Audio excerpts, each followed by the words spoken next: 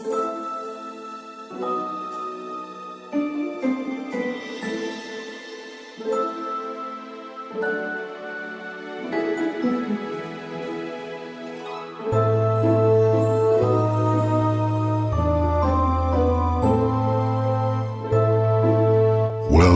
to Paranormal Conversations.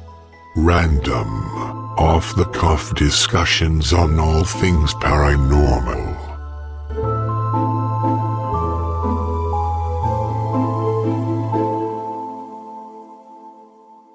Hello, you spooktacular people. Welcome to Paranormal Conversations number 24. I am your host, Diane. And this is Kelly. Kelly, on this Paranormal Conversation, we are joined by Erin Egnatz, who a lot of people may know her as Hauntings Around America. That's how she appears on social media. That's her website.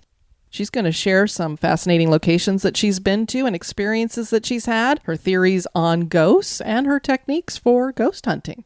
Yep, I really enjoyed interviewing her. On this Paranormal Conversation, we are joined by author and paranormal investigator Erin Egnatz, who is probably best known for her website and social media presence as Hauntings Around America. She's been featured by various news organizations, including Newsweek, and her book, A Haunting Diary: Investigations with a Ghost Hunter, features Erin's firsthand accounts of several of her investigations, and we love that she has a master's in history. How are you, Erin? I'm wonderful. How are you? We're doing fabulous. Obviously, the first question we always ask everybody, you love history just like us, but what got you started in the paranormal side of things? Well, I started my love for paranormal way back in the year 2000. I was 14 years old and we were on a trip to Gettysburg. It was just a family trip. With my love for the Civil War, it was the perfect place to have my first ghostly experience. But we were out on the battlefield and I saw several reenactors start to walk across the field in the location known as Pickett's Charge. And they got about a quarter of the way through, and I saw that they just vanished in front of my eyes. By that point, I had grabbed my mom, and I was like, "Do you just see that?" I thought they were reenactors, but they're disappearing on me. And she was just as dumbfounded as I was. So we grabbed my dad, and we're like, "Hey, look at these reenactors. And do you notice anything weird?" And he's looking and looking. And then he finally turns to look at us and he's like, "I don't see anything." And meanwhile, my mom and I are watching them basically go a quarter of the way, disappear, and then start over. But he's seeing nothing. So that kind of kickstarted it with a really weird experience. Very cool, though. It's really neat when you can have that shared experience. So even though your dad didn't see them, at least your mom did. Exactly. A little vindication. And that's the crazy thing about the paranormal, because we just don't understand how these things work, that you and your mom saw these, whether it was spirits or just some kind of a stone tape projection through time and space or what have you, but that your dad didn't see anything. Yes, it's completely wild. But, I think it, in a way, kind of lends a little bit of legitimacy to me, because when you hear it from other people, they'll say, this recording picked this up, but this didn't. Or this person experienced it, but this didn't. Well, that is exactly what happened with us. Two of us saw it and one of us didn't. So Clearly, you love history. How important do you think history is when it comes to hauntings? I think history is extremely important. I may be a little biased. I look at history as a window to the past, as are the spirits. And I want to know how to interact with the spirits. And, a spirit from the 1860s is going to be much different than one that passed away, last year. You need to understand the customs of the time so you can approach the spirit respectfully. So I think history is extremely important. Do you have a favorite piece of equipment or a technique that you like to use? For me, my favorite is the iPhone. I know that is not very common, but it does everything I need it to do. The recording, the EVP, the video. I mean, this thing is even waterproof. And fortunately, I have a really good case on it because I drop it all the time. I have it all. I have the spirit boxes, the thermals, but I always go back to the trusty iPhone. It's funny you threw in that, it's waterproof, so you could take it underwater. And that made me all of a sudden go, I wonder, do people see ghosts underwater ever? And what would that look like? And could you capture that on film or That would Things be to cool. ponder. Yes. yeah. I don't know why all of a sudden when you said that, I was just like, wow, wouldn't that be kind of cool to see ghosts underwater? Yeah, someone needs to do that. I can't think of any ghost hunter that's done that one yet. I don't think so. I mean, I've seen people who've caught some weird pictures near water and stuff, but I don't know that I've ever seen a quote unquote ghost picture underwater. And of course, I don't know that I would necessarily believe it because we have so many people send us pictures that are either of a window or through a window. Mhm. And I don't know. What do you think about window ghost pictures? I think that they really need to be looked at very clearly because a lot of times, one time I had a picture, for example, at the Indiana State Sanatorium, and it looked like a woman was staring at me. And I looked at it, trying to debunk it, but I just couldn't. And then I reached out to someone else. I was like, "Can you please look at this? I know I'm missing something. Something doesn't feel right." And they were able to basically show me that it was a reflection from a truck that was kind of far away. And once they pointed it out, I saw it. So, the thing about pictures is, people will say they saw orbs or mist or whatever, but a lot of times it's a reflection or a shadow of someone inside or even your own shadow. So windows are tricky. And that's They what are. I've always thought because I'm just like, we always have pareidolia anyway when it Right. comes to pictures. Mhm. And because I've had so many pictures that I myself have taken. And then when I really look at it, I'm like, I think it's just the coloring of the brick that's making it look like there's somebody Mhm. standing in front of a wall. And so, but anytime I see a window picture, I pretty much just kind of toss it aside because I'm like, there are so many parameters and things that could be going on here, whether it's a reflection or just the weird way that glass with the lighting and Yeah. reflects stuff. So, yeah. Well, especially in old locations too, if the glass is seated or if it's got those waves in it, that can alter the Yes. view also. Definitely. Erin, I have been following you for years. I love your stuff. You are so great because you try to get as accurate a history as you can. When you have experiences and you get some evidence and stuff, I really feel like we can trust it. And I know I was over perusing your website and I noticed that you have a lot of stuff on Al Capone. And we've covered a lot of different locations that he has been a part of. And he seems to crop up a lot as, well, Al Capone haunts this location, kind of like celebrities, Marilyn Monroe and stuff. They haunt all these different locations. And Al seems to be one of those. And I know there's this place that you went when you were younger. It was called the Widow McCleary's. Can you tell us a little bit about that? Yeah, that is one of my absolute favorite stories. I live in Northwest Indiana, which is right outside of Chicago. So we have a lot of Capone locations. Widow McCleary's is not as well known because it's more of a legend, but as I will explain, got some proof that kind of helps with the Capone thing. Widow McCleary's was a bar that was open during the Prohibition era. So it was under wraps. But it was operated on the South Side, which was Capone's area. And you did not operate in Capone's area unless he knew about it and he was getting money from it. Well, he wasn't getting money from them. And he made several threats after his offers didn't work.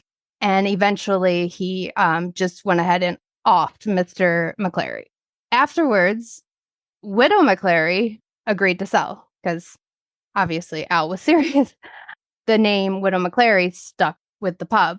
What happened next was Capone kind of moved his operation there into the basement. That's where he would do his interrogations of other gangs and whatnot, and he would off a lot of people there. It wouldn't be until I want to say 2004 is when I went, and it was actually a school trip. My history teacher was really into ghosts, and he would try and link history and ghosts together so that we could do interesting field trips. And they were very interesting field trips. That is so cool. We all yeah. need to have teachers like that. I would have Yes. killed for that. when I Yeah, was a he kid. was awesome. I bet he definitely doesn't remember me, but he was awesome. And he always stuck with me. I can think back 20 years ago when I was in high school, and he's the only one I can remember. That kind of stuff sticks out to me. And I think it stuck with a lot of people, even if they're not really into history, because he made it exciting.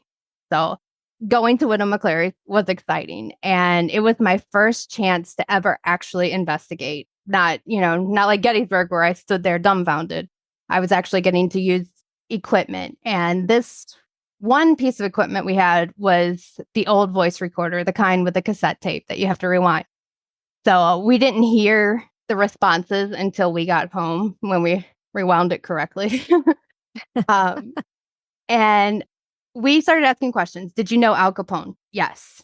What happened to you? I think that was one of the questions. And then his response, it was very slow, as you probably know with EVPs. They're very slow. It sounds like they're coming from, 100 years ago. And he said, he killed me. And that just like sparked the ghost hunter in me. And I never stopped after that because it was like, wow, we literally caught something on recording that isn't our voices. We know it wasn't our voices. We don't know where it came from because nobody else was in that room with us. This is amazing. So that kind of kickstarted. Sealed the deal for you. Yep. What's really cool about that story, too, is that this is back in 2004 and, Ghost Hunters isn't on TV yet. There's not a lot of people talking about this kind of thing. I mean, we had the movie Poltergeist had come out, and so you were kind of seeing what ghost hunters were doing. But that's just, it blows my mind. Not only did you have a history teacher that actually wanted to take you to do this kind of stuff, but that you were ghost hunting long before it was kind of really a thing. Yes. I remember when Ghost Hunters came out. I think it came out later that year or the next year or something, but I was like, wow, this is what I like doing, and now it's on TV. Maybe I can tell people about it because back then it was kind of taboo to say I'm a ghost hunter, and people are gonna be like, what are you doing? They're like, you're crazy. Yeah. Well, most of the time people didn't even want to talk about having an experience, and so much less I'm actually going into these locations trying to have an experience. Right. It was much more taboo. Yes. Do you have a favorite place that you've investigated previously?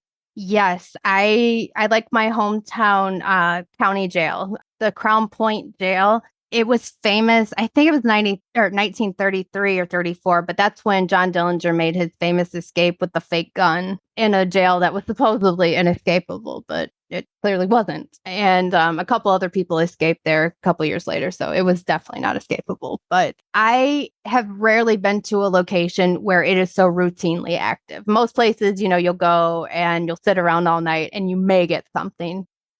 Usually when you go here, it's start to finish. They're excited you're there and they're going to get wound up. I love that. How often do you go and investigate at that location? Usually about 3 times a year. Okay. Just because it's local, so it's a lot easier. Do you feel like they recognize you there? I do. Yeah. There's one in particular. His name is George. And the owner of the location, we were kind of walking around and talking. She knows me by now. And she was like, there's one spirit that I know is here, but he never gives us confirmation. So we sat down and did an EVP session, and he immediately said, I'm George. And she's like, finally, I've been trying to get you forever. And the reason being is I resembled one of his victims. So it was, I wasn't as flattered, but that he does recognize me when I'm there. Wow, that's very cool. What's the scariest thing that's ever happened to you? Scariest would be at that jail, of course. I was with my husband, and he does not like to ghost hunt, does not like it. He will straight up tell you, I'm terrified.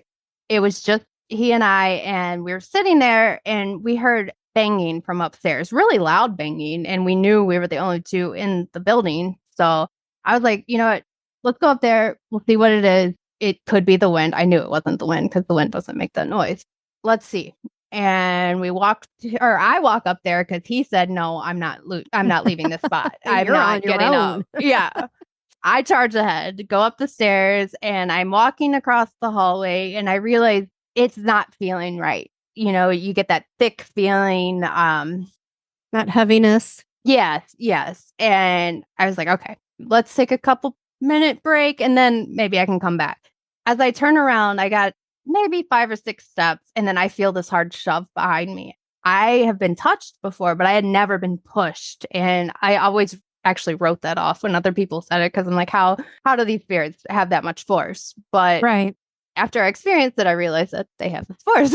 But that was kind of creepy to me because it wasn't just a touch, it was a hard shove and it was meant to say get out. So I heeded the warning and I grabbed my husband. I said, I think we're done for the night. Time to go. Yep.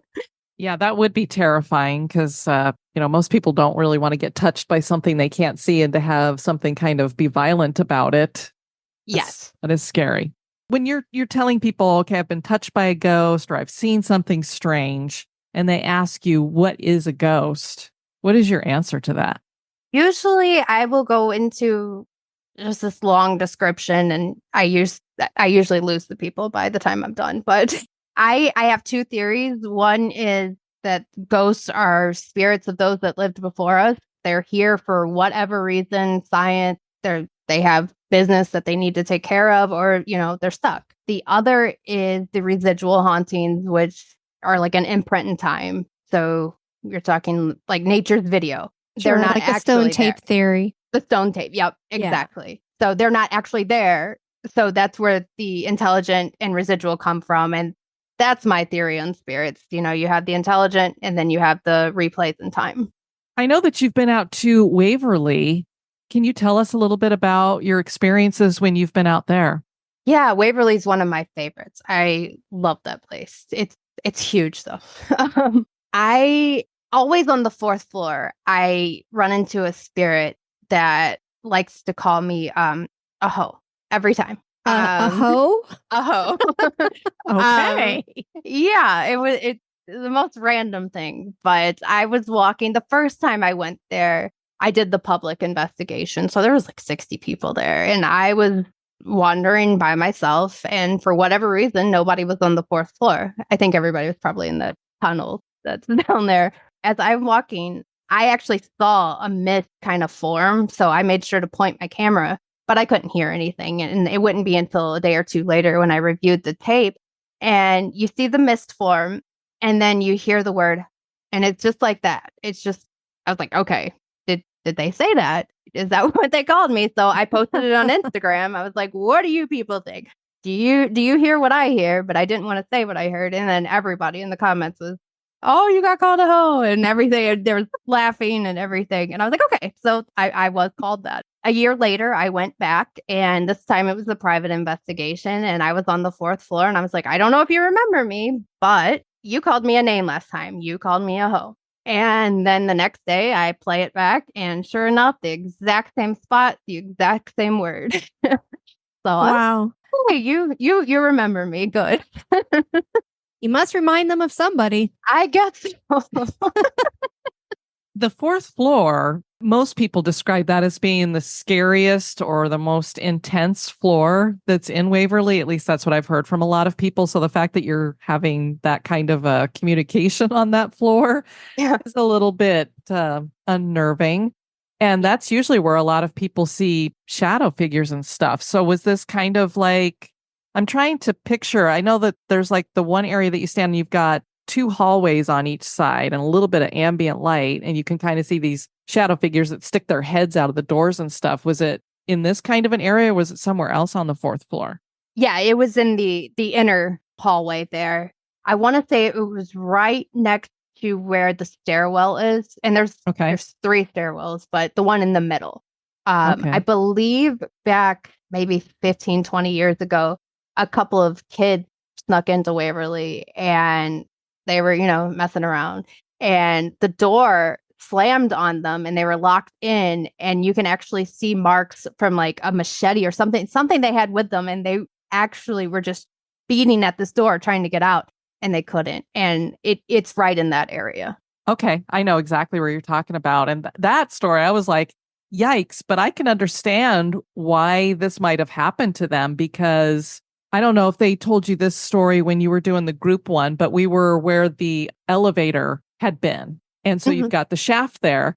And the girl who was giving us the tour was telling us about, you got the teenagers who came in and were vandalizing and stuff. And there was the Vietnam veteran who they were kind of letting him live there because he was homeless and he had a dog. And so they're like, maybe he'll watch the place and we'll let him stay here. And these kids had attacked him and his dog and thrown them both down the elevator shaft. And you're just like, God, what a horrible story. So I could see why somebody would be like, there's some punk kids in here. I'm going to give them a bit of Lock them in, mess with Yeah. them. The cool Yeah. thing is, when she was telling us that story, I heard what sounded like a whining dog, but there was a door at the end of the hallway, and I was like, are those hinges maybe I'm hearing? And it sounds like a dog whining. And then she continued the story, and I heard it again, and she stopped and she goes, is everybody else hearing that? And everybody else went, yeah. And she goes, what do you hear? And they're like, a dog whine. And then we heard it a third time, and I went, whoa, because I'd never heard anything audible before. I've just heard EVP. And then it was like, there were like 40 of us. So it was like all of us are hearing it. So it was kind of cool. Wow. Yeah. No, that story got to me because, as an animal lover, I wanted to die. But I could definitely see why, like you said, the spirit would be like, no, you need to get out of here, and would scare them out of there. Because obviously Waverly has seen its fair share of graffiti and damage. So I could see why they would do that. Is that the place that has the creeper too, or do they call it a Yeah. different name there? Okay. Have you ever had any interactions with that? No, I tried. Go figure. She's tried. Is she crazy? Yes, I am. Because I was like, is it a shadow person? That's my theory. It's probably a shadow person, and people are thinking that it's something else. But yeah, it's also that fourth floor where the creeper tends to hang out. So something's going on that fourth floor. Absolutely. And now a little break for a word about one of our sponsors.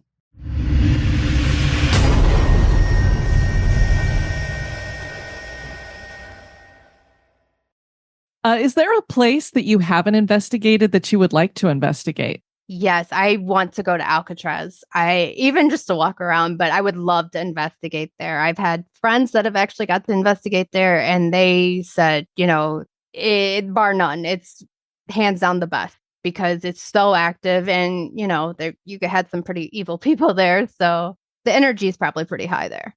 Very cool. Yeah, one day maybe we'll get there too. So you were talking about shadow figures. What's your theory on those? How do they look to you? Do they look 3-dimensional, 2-dimensional? So for me, they kind of looked more so 3-dimensional, but it could go either way because it's so dark. But I remember seeing their head move, specifically at Waverly. Waverly has a lot of shadow figures. Another place was the USS Lexington, which was an aircraft carrier during World War II. We saw a lot of shadow figures on there. Just the way they move, it's just so humanoid-like. And my theory for them is that they are spirits that cannot form completely into the apparition, which is what we want to, obviously, we all want to see. My theory is that they just don't have the energy to do it, so they appear shadow-like. And do you feel, when you've seen them before, do you feel any kind of negativity or... No, I always think that they're just curious more than anything because they always seem to be poking their head out like, ooh, who is that? Like a nosy neighbor type thing. Right. Mrs. Kravitz looking over the fence of the backyard or something. Yep. Yeah, that was basically my experience too. I've seen one very early on, first investigating at McPike Mansion in Alton, Illinois. And he seemed pretty 2-dimensional to me, but he came along and he passed by me, and it was in a completely black wine cellar. It was completely dark, no ambient light, no devices on, everything just completely off. And you could still see him walking from my left over to my right. And he passed by me, and I just turned my head as I was watching him go. He recognized that. And so he kind of backed up and bent down because I was sitting in a chair and kind of looked at me face to face. It wasn't scary at all.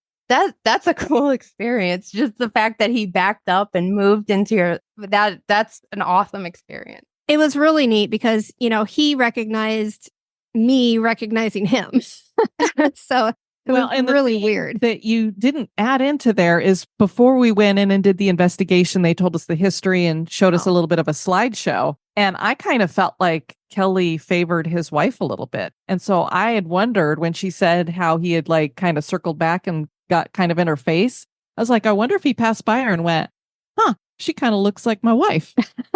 Wow. Maybe. Who knows? The thing that was really cool about, have you ever been to McPike Mansion? I haven't. And the weird thing is I don't live that far from there. So I would love to go though. I've heard great great story. Not as good as yours, though, where he stops and checks you out. That would be so cool. It was a really neat experience for sure. Well, we've never been in a place where spirits manifested as colors and they each had their own color. And I thought it was a bunch of baloney until we actually experienced it. Have you ever had an experience like that when you're in a location like you described earlier in Waverly that you saw this kind of misty cloud type of form? Have you ever seen something like that that actually has a color to it, like red or blue or purple? I did once, also on the Lexington. It was more of a green look to it.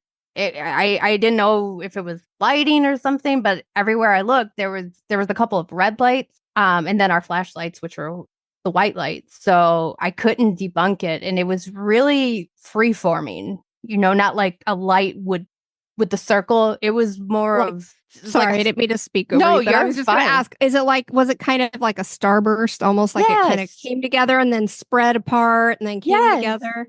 That's really exciting for us because we have asked so many people and, well, you tell the story. Well, every time we go into a location now, we ask if a spirit can manifest as a color, and it hasn't happened.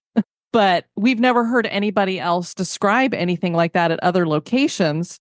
Obviously, I guess other people at McPike Mansion have had this because she told us there was a shaman who was also there kind of helping to lead the tour. And she said the spirits here like to manifest as colors. And I'm just sitting in this chair and all of a sudden I see what started. It was just like this little dot and it just kept swirling up and getting bigger and bigger and bigger until I felt like I was engulfed in the color purple. But meanwhile, before that even happened, she's thinking, yeah, right. Well, I mean, that was the reality of it. Because it's pitch black in there and you can't even see your hand in front of your face. So I thought maybe it was my eyes trying to adjust to just being in pitch black. Right. And so I just watched it and I mean, it went on for like 15 minutes. So it just was this constant thing. And I was like, am I really seeing this? And I'm like, I have to be. So then finally, I usually don't say anything, but I finally she said, well, Gertrude likes to show up as purple. And I went, I'm seeing purple in front of me. And then Kelly, who was sitting kind of across from me diagonally, and another girl was sitting next to her. They both went, we can see purple that's like in that area where she's at. I saw the purple before Diane ever said anything. And I was just sitting there taking it in because I always keep things close to the chest also because I don't want to change or enhance or alter anybody else's experience. So yeah, I thought it was so cool that she all of a sudden piped up with it because I had already been seeing it. And so had the girl next to me. But I just love that you have seen, and the way you're describing it, it's exactly the same thing, which is another one of those things about the paranormal that we're like, how does that happen? How do they do that? Why? Yeah, that I am so glad you said that because I've always been kind of afraid to say, how people are with ghost hunters. They'll say, oh, well, what are you talking about? You're not whatever. But so I've always been afraid to say that. But thank you. That actually makes me feel a lot better. It's very exciting for us because trust me, we have asked so many people and nobody's ever had anything similar to that. Yeah. And it's just funny when you're in a location where that's like the normal thing that happens. And so then you start going, is there some way that they're like making that happen? Do they have like something behind a door? Yeah. But, yeah. That's so cool that you said that you've had the same kind of experience on the Lexington. And it makes me think that it's similar to a shadow figure where maybe they're just not able to manifest completely, but they can kind of do a color. Maybe it was their favorite color. I don't know. Yeah, that I'm gonna have to start researching now. I am like, on the trail. We call them nose pictures when you just get like those phantom scents. But we call it a nose picture, and it always makes you wonder, like, how does that function too? Is that again another? They're not able to manifest. That's all they're able to do is like this scent that they always had. Yeah. Have you ever seen a full-bodied apparition? I mean, I know you described Gettysburg, which was kind of like a tape plane, but have you seen something that was like a real... More intelligent?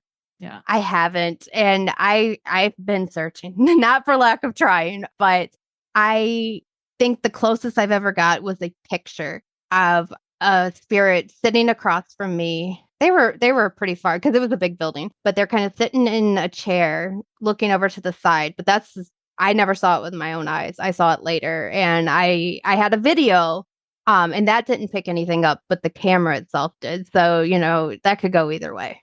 I love the way that you put it when you're like, I don't know that I've seen one. Because, I mean, we could have all seen full-bodied apparitions. We might see them every day, and we just don't even know. Exactly. Yeah. And I tell that to my kids all the time. I think it scares them, but Aw. they'll ask, they'll be like, what are ghosts like? Have we ever seen one? And I'm thinking, I don't know. Maybe you have. We go to all these places. How do we know that one of these wasn't an apparition? We just weren't paying attention, I know you That's said your true. husband's not really into doing the ghost hunting thing. Have you taken your kids with you before? I have not yet, but my daughter, she just started middle school and she's really getting into it. And I'm trying to find a location that would be perfect for her. Not the normal jails and stuff that we go to, or not an asylum, but maybe like the St. Augustine Lighthouse. That would be a perfect one to kind of get her into. Yeah, that's a good especially place 'cause to get your feet the wet. main spirits there are supposed to be kids, so that might help to get a little interaction going too. Exactly. Yep. Well, we love St. Augustine. They've got some great stuff there. Would you tell us some other stories about places that you've been to and had experiences? Sure. Yeah. The USS Lexington, where I saw the colors. That is the first time I ever heard a spirit out loud without the EVP. We were sitting in I don't even know what it was. I don't know my ships very well, but we were sitting in some room. And our tour guide was telling us a story.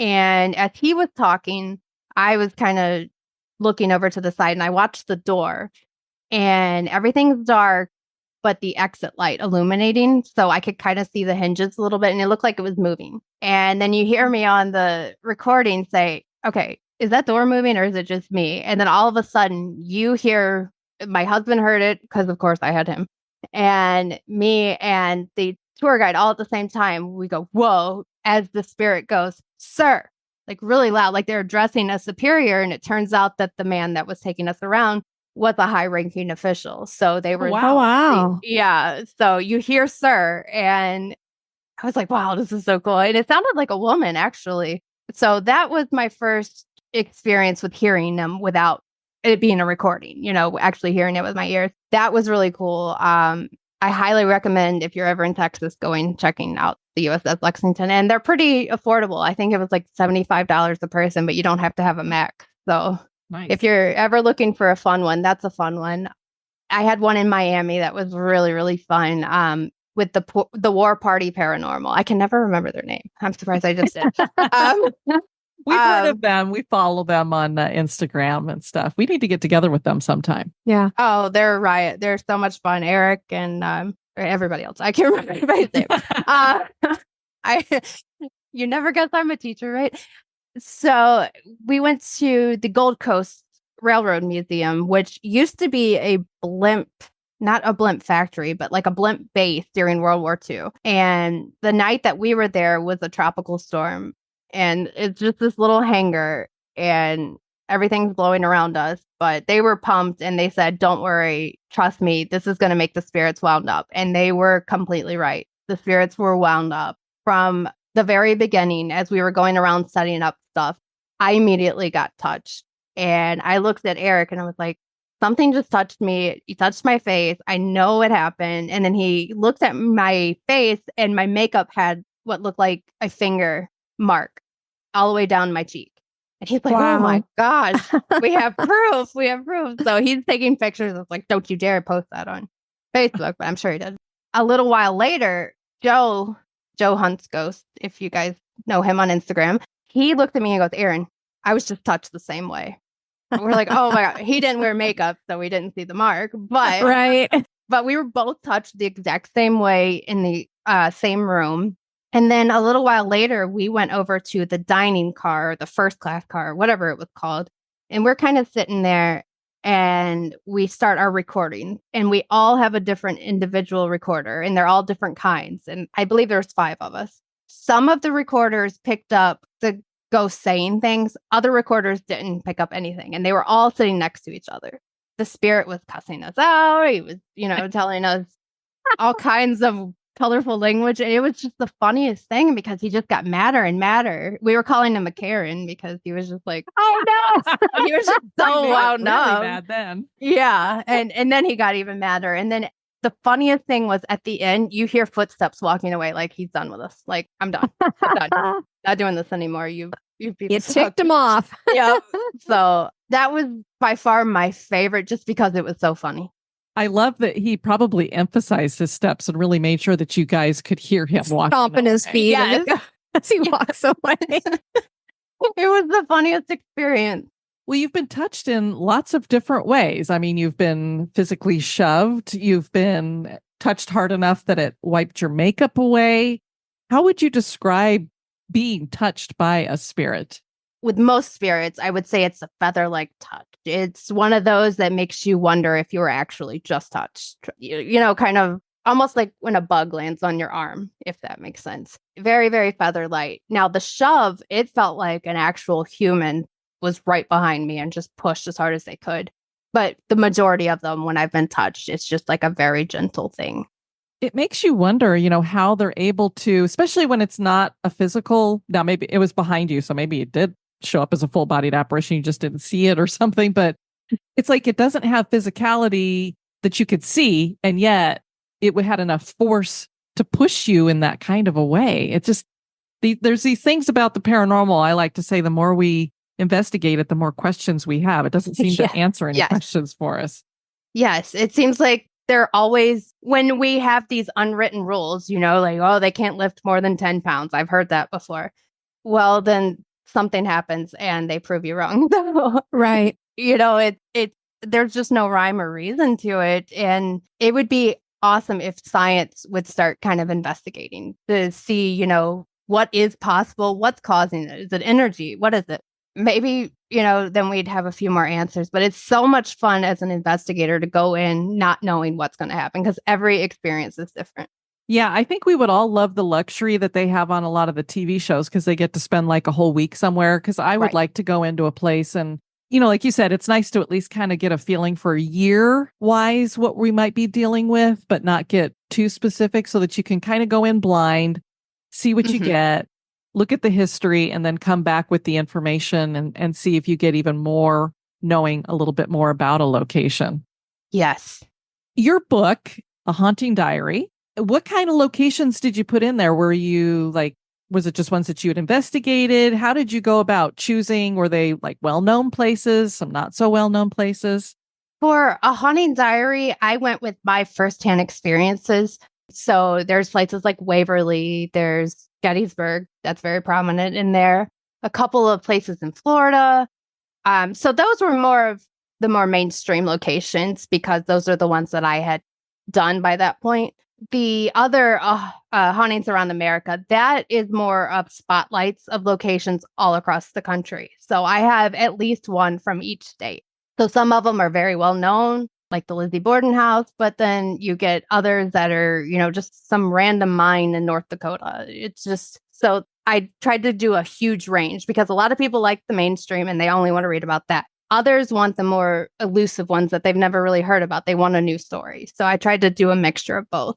We love that because, even with doing the podcast, it's so invigorating when we cover a location that's really obscure and we think, oh, nobody's going to even react to this because nobody's heard of it. And all of a sudden people come out of the woodwork and they're excited about it because it's someplace that they live down the road from it or who knows what. But I love the more obscure locations. Me so too. I like that you have a nice even mixture of the two. Yes. I was worried about how that would go, but it seems like I get better reactions out of the ones people have not heard of because, oh, well, it's new. Or like you said, it's right down the street and when I go in to investigate, a lot of times those more obscure ones are more haunted than the ones that everybody knows about. I love that you said that because like Kelly said, we'll do a location and be like, nobody's going to even listen to this one. And we do get a lot of extra comments about it. And I feel a lot of what we get out of our investigating is what we're bringing into it.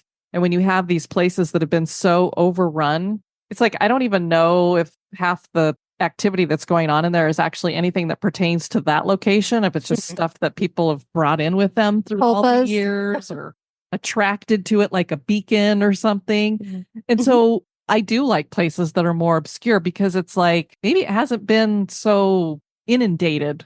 And it doesn't have all of this extra spiritual energy in there. You're getting something that's a little bit more legitimate, not, this guy's grandmother and then that person's dead father. And right. Yes.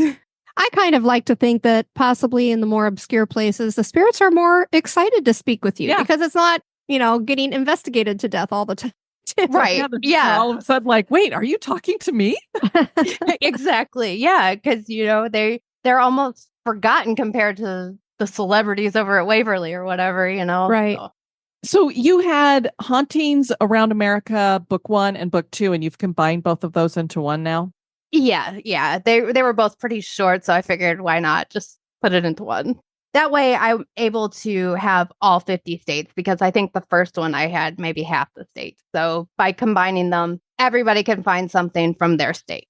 Yeah, I think that's great. I just love that you've included at least one place from every single state. Yeah, that's very cool. Now, obviously, you do Hauntings Around America, but have you ever been outside of the country and gotten to investigate anywhere else? Not yet, but next May, I will be headed to Ireland, the UK, and Germany. I'll be at those 3 for about 3 weeks. So I'm really going to get into a lot of the haunted locations. Fabulous. Yeah, I'm sure you're going to go to at least one castle. At least. I told the tour guide or whoever, I need to do castles. And they kind of looked at me like, because it was through Zoom. They're like, okay, but there's this place and this place. I was like, no, but I want to do a castle. You don't understand because to them, they have a million castles, so it's not that big of a deal. But to us, we don't have castles. So I really want to go check it out. Our country's so young compared to everything over there. So exactly. Yeah. Yeah. So nice old castles. Very cool. Yep. Yeah, when people ask us, like, where's a bucket list place that you'd love to investigate? We're always like, Irish Castle? Because we don't have anything like that here. Nope. No. And, they're like 1,000 years old and there's this solid granite and whatnot. And there's a lot of, like the stone theory. So, there's got to be a lot of residual, if not a lot of intelligent as well. And there's been so much battle and fighting and intrigue and everything else that's connected to them through all of the years. So you've got so much death and torture, and there's lots of fodder there to feed off of. Yeah, lots of energy. Yep. When you go into a location, do you I know you said a couple times you've taken your husband in, which, he probably really doesn't want to get volunteered to do that very often. Do you go in by yourself? Do you take friends? Do you have a group that you investigate with? A lot of times I will go in myself. I don't know why. I don't know. That's like number 1 on the ghost hunter do not do list. And that's what I do. If you're listening, don't do that. That's not a good idea. But I tend to go either by myself or I will have a very small group with me, 2 or 3 people. A lot of times I'll bring my mom because when I have her with me, for whatever reason, the spirits like to come out and show themselves. So I tend to bring her with me. But lately, I've gotten to where I'm doing events where I will rent out a place and then I'll open it up to, my readers. We've done Waverly. We've done the Battleship, North Carolina, locations like that. These are locations that a lot of times people can't get privately. So I like to open it up to people who are interested in ghost hunting who may have never got to do it before. And then I can kind of show them how it's done. And then I let them go off on their own and I'm there if they need me. It's kind of like a teaching thing, kind of passing the torch to the next generation, like my teacher did to me. Love that. Now, do you have anything in particular that you do when you're leaving a location after investigating? Yeah, I think that it's probably more so like a ritual at this point, superstition, but I think it helps. I'll usually, picture the white light and I'll say, please don't follow me home. I enjoyed you, being kind and showing me all of the orbs or whatever it is you showed me, but, our time is done. So you stay here. Gotta stay there. Yeah. Don't follow me home. The same thing. Yeah, sometimes we're so absorbed and like we're tired and we just want to leave that we're a mile down the road and we're like, oh, wait, if something hopped in the car with us, you got to get out now. You can't come home. Doesn't happen very often, but it has a couple times. Yeah, I've done it before and I panicked. I was like, oh my gosh, did I just bring this home with me? So the whole way home, I'm like, praying, please don't follow me home. Well, Erin, we love that you have joined us. Would you let the listeners know a little bit more where they can find you online and about your website? Sure. Yeah, I am on TikTok, YouTube, Facebook, and Instagram, all under Hauntings Around America, or you can look up my name, Erin Egnatz, it usually pops up with such a random name as Egnatz. I also have the website, hauntingsaroundamerica.com. And if you go on there, you can find a whole bunch of haunted spotlights. If you type in your state or if you're looking for a certain location, type it into the search bar and it'll pop up and you can read stories from all over the country. Nice. And I can attest, it's a great website. You have so much information on there, and I love your history, and you do a great job. Thank you. Well, Erin, again, thank you so much for joining us. Yes, thank you, Erin. Thank you guys so much for having me. Kelly, that was a lot of fun talking to Erin. Yes, it was. You can check out her stuff at Hauntings Around America. Thanks so much for joining us on this paranormal conversation. I've been your host, Diane. And this has been Kelly. You take care now. Bye-bye.